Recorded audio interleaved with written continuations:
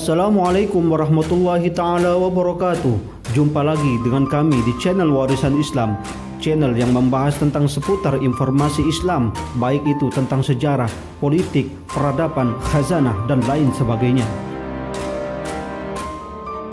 Subscribe channel ini, lalu bunyikan lonceng 2 kali, dan like dan share video ini agar kami semakin semangat untuk membuat konten-konten terbaru.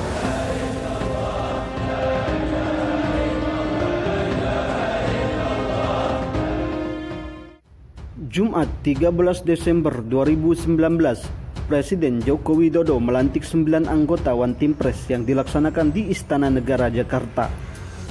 Salah satu anggota One Team Press tersebut adalah Habib Lutfi bin Yahya Pekalongan yang merupakan seorang ulama sufi karismatik yang juga merupakan Rais Am Idara Aliyah Jam'iyatu Ahli Tariqah Al-Mu'tabarah An-Nahdiyah. Ulama yang aktif menggerakkan spirit persatuan bela negara dan cinta tanah air melalui Majelis Zikir Kanzus Salawatnya ini mempunyai tugas yang berkaitan langsung dengan kebijakan-kebijakan Presiden. One Team Press merupakan dewan pertimbangan yang tugasnya memberikan nasihat dan pertimbangan kepada Presiden dalam menjalankan kekuasaan pemerintahan negara. Pemberian nasihat dan pertimbangan wajib dilakukan oleh One Team Press baik diminta maupun tidak diminta oleh Presiden. Hal itu sesuai dengan Undang-Undang Nomor 19 Tahun 2006 yang menjadi dasar hukum pembentukan One Team Press. Regulasi itu menyebut sejumlah tugas dan fungsi lembaga dengan fasilitas sementara setara menteri. Langkah Habib Lutfi menerima jabatan penting itu diapresiasi oleh banyak kalangan, terutama oleh kalangan Nahdiyin.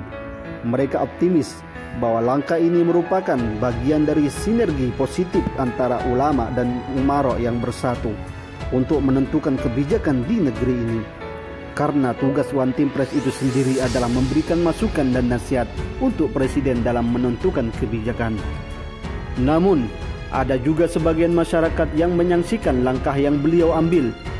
Mereka menganggap bahwa posisi ulama yang menerima tawaran pemerintah untuk sebuah jabatan tertentu dianggap sebagai sesuatu yang tidak pantas disandang oleh sosok yang bergelar ulama. Apalagi Habib Lutfi merupakan pemimpin tertinggi salah satu organisasi sufi terbesar di dunia yang dipilih langsung oleh para ulama sufi di seluruh dunia. Kalau kita analisis pemicu dalam hal kritik terhadap keputusan beliau tersebut dilihat dari 2 kata kunci utama, yaitu posisi beliau sebagai ulama dan posisi beliau sebagai pegiat ajaran sufi.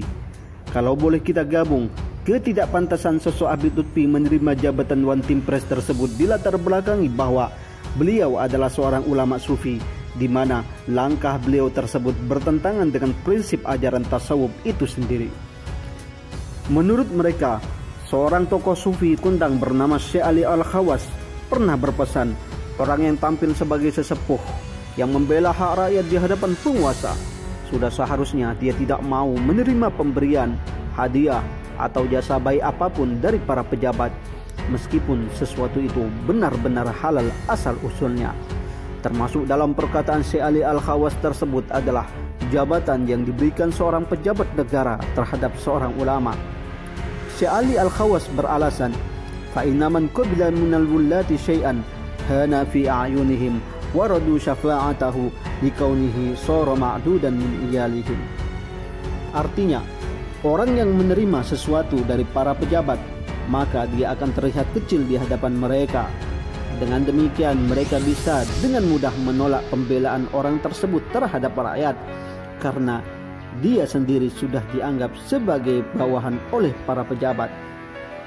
Tapi tampaknya keputusan yang diambil oleh Habib Lutfi tidak bisa diambil dari sudut pandang Syekh Ali Al-Khawas, karena bisa jadi keputusan Habib Lutfi berangkat dari alasan yang sangat besar daripada sekedar memikirkan jalan tasawufnya Habib Lutfi sendiri.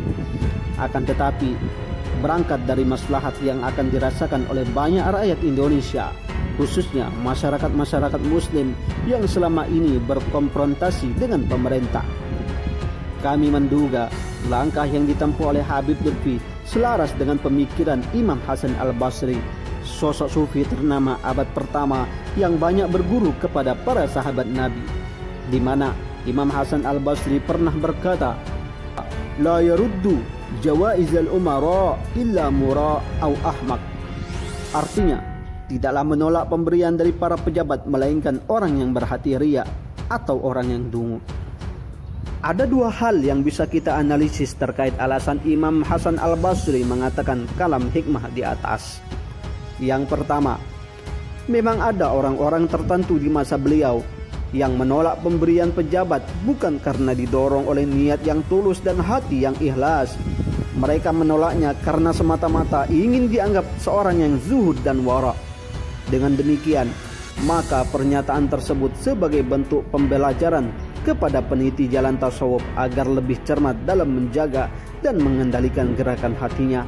Jangan sampai penolakan terhadap pemberian pejabat itu dihinggapi oleh kotoran-kotoran hati, semisal perasaan bangga diri dan sombong dengan menganggap dirinya sebagai orang yang wara, bersih dan zuhud. Dan juga perasaan meremehkan orang lain dengan menganggap pejabat tersebut orang yang bejat serta penyakit-penyakit hati lainnya. Kita tahu bahwa semenjak tumpuk kepemimpinan Indonesia dipimpin oleh Insinyur Joko Widodo, banyak terjadi konflik dan pergulatan pemikiran di Indonesia dalam menyoroti kinerja dan kebijakan Jokowi. Kasus penistaan agama yang dituduhkan kepada rekan Jokowi yang bernama Ahok menambah daftar hitam sosok Jokowi di mata kelompok-kelompok yang dilabeti dengan istilah kampret dan kadron.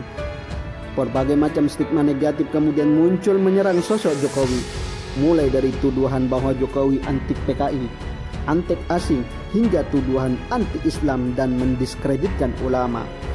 Kelompok ini bukan hanya beranggotakan segelintir orang, bahkan kelompok ini bisa melumpuhkan kota Jakarta dengan istilah reuni 212-nya. Bukannya kita tidak senang dengan berkumpulnya jutaan umat muslim di Monas Jakarta tersebut. Kita bangga mereka bisa bertakbir bersama. Kita bangga mereka bisa bersilaturahmi.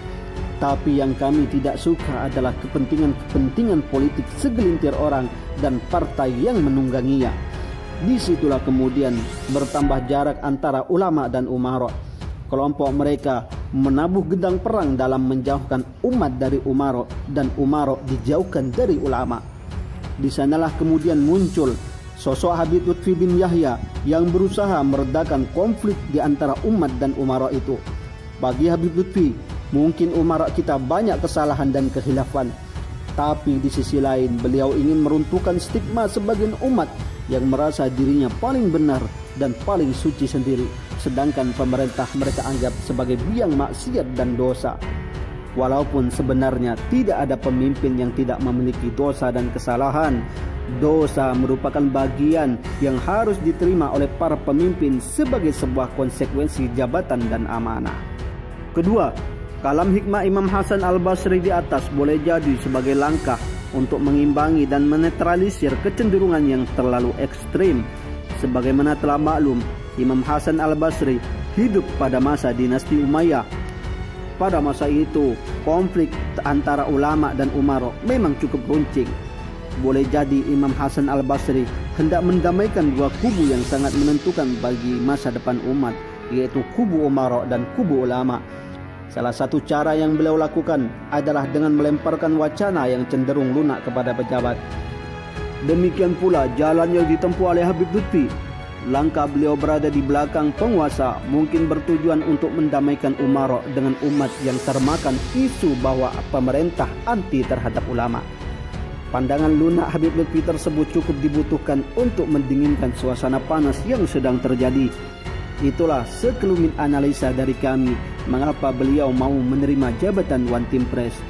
Walaupun pada zahirnya beliau mengaku ingin berbuat sesuatu untuk bangsa dan negeri ini, akan tetapi pada hakikatnya banyak alasan-alasan lainnya yang tidak beliau ungkapkan lantaran dibatasi oleh kode etiknya sebagai seorang sufi.